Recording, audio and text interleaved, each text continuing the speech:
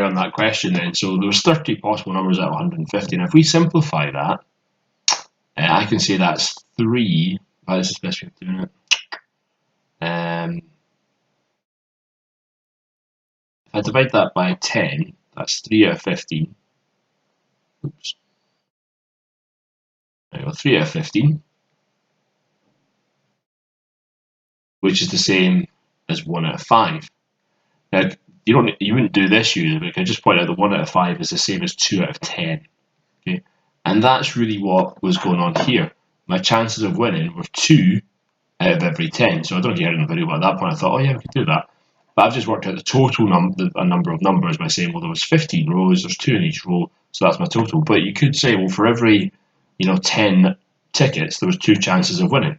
So at that point, you're saying, well, it's 2 in 10, which is 1 in 5. And with calculator paper now, we can just say, well, we'll do our decimals. For this, we'll compare decimals. So this is 0.2777, etc.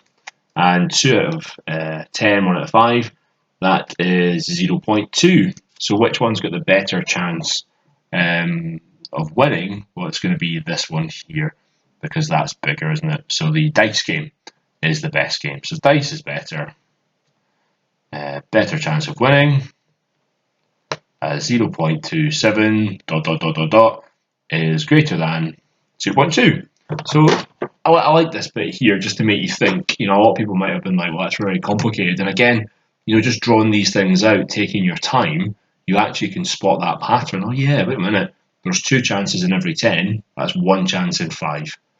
You don't need to do the full total. So I quite like that just for that little analogy. And let's try and do another one. But yeah, probability. It's a good topic. So favourable outcome, the one you're looking for out of your total. Okay, so calculate the probability that a boy from this group chose French as his favourite subject. What's the probability that a boy from this group chose French as his favourite subject?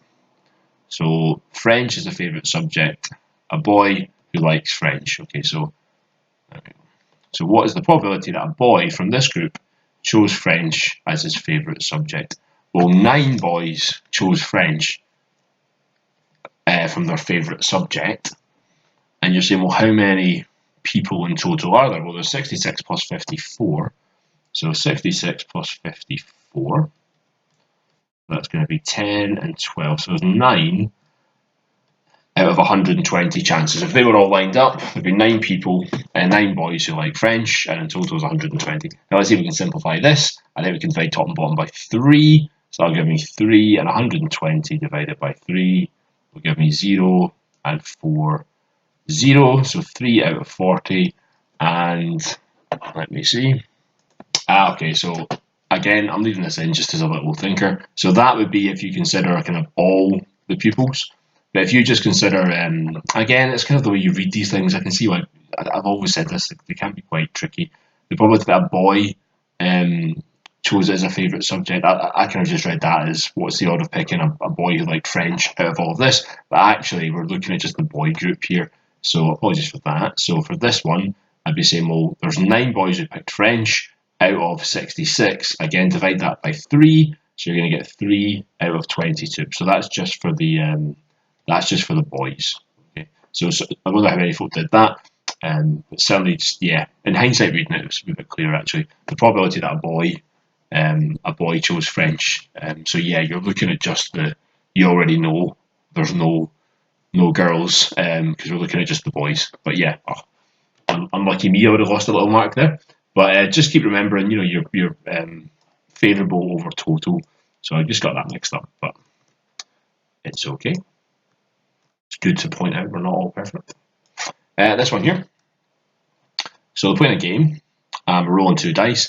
It requires a total of 10 or more on our next roll to win the game. What's the probability of our winning the game on our next roll, expressed as a fraction? So we're back to our kind of classic dice, which comes up. So we've got 1, 2, 3, 4, 5, 6 on one of the dice, and 1, 2, 3, 4, 5, 6 on the other dice. So she needs 10 or more. So when we add them together, what ones give us 10 or more? Well, I've got 12 here, 11 here, 10 here, and then they're too small. Over here, I've got 11, I've got 10, and then they're too small. So see the pattern, how it's changing?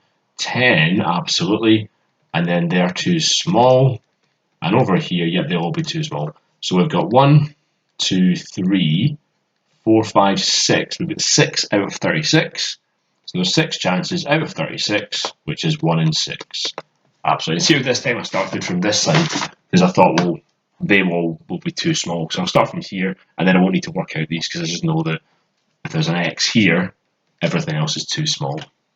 So yeah, the dice seem to pop up quite a lot. And I think that's all the questions that I'd wanted to go through. Oh no, there's one more. There's one more. Let's go for this one. Okay, so we've got a lottery, which consists of a draw for myself, 32 balls, 1 to 30. Okay, so 1 to 32, no problem. What's the probability the first ball drawn has a number greater than 25? Well, greater than 25 would be 25, 26, 27, 28, 29, 30, 31, and 32. So that's 7 balls out of 32. So that's part A. Yeah, 7 out of 32. And in the draw, 4 numbered balls are drawn and not replaced. A further bonus ball is also drawn. What's the probability of the number 9 being drawn as a bonus ball if it was not drawn on the first 4? Tricky one. So what we're thinking about is, well, if we started off with 32 balls, if 4 of them have been taken away and they're not the 9, okay, we've only got 28 balls left. So if 28 balls are left and one of those is the number 9, then the chances of pulling that out are going to be 1, because there's only one number 9 out of the 28. So it sounds quite tricky, but it's actually not too awful, is it? You're always coming back to that equation, the favourable outcome, the outcome you're looking at. What do you want to happen? In this case, we had one number 9, divided by the total number of outcomes. So we're trying to get you to realise that as the balls came out, there was less chances of fewer options, and then there the total number. Pardon me. So just to quickly run through that topic, I've certainly found drawing these tables very useful. And don't forget your equation, favourable over total. I made a little mistake on this one, didn't I? Where I looked at the total number of pupils rather than a boy. Just looking at the boys. So just read the question. Be careful. They are wordy, some of them. But and again, there's the table drawn out. So each time these questions seem to really favour drawing out your two options. So if I had a 10-sided dice, how many options could I come out? Well, 10. And if I roll two 10-sided dice, there'd be 100 options in the middle there. 10 times 10.